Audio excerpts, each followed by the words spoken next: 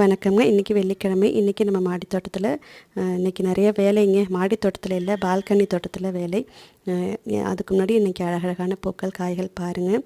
என்ன வேலைங்கிறத சொல்கிறேன். பால்கனியில் டேபிள் ரோஸ்லாம் வச்சுருந்தேன் இல்லைங்களா, ஒரு எலிங்க ஒரு வாரமாக அந்த தொல்லை. அதை எலின்னு சொல்லக்கூடாது, பெருச்சாளின்னு சொல்லணும். அவ்வளோ பெரிய எலிங்க.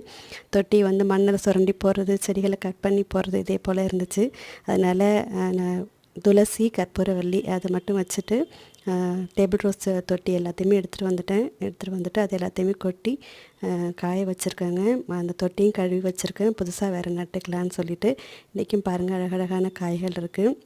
அதுக்கப்புறம் வந்துட்டு இதுக்கப்புறம் பால்கனிக்கு வரக்கூடாதுங்கிறதுக்காக தூதுவளை இருக்குது பார்த்திங்களா, அதில் நிறையா முள் இருக்கும் பாருங்கள். அதனால் அந்த கிளைகள் கட் பண்ணி அந்த இருக்கிற அந்த தொட்டிகளில் சுற்றி போட்டிருக்கேன். செடிகள்லாம் கொஞ்சம் ரீபாட்டிங் பண்ணியிருக்கேன். புதினா இதெல்லாம் அறுவடையும் பாருங்கள். அழகான பூக்களும் கிடச்சிருக்கு இன்றைக்கி. நன்றி, வணக்கங்க.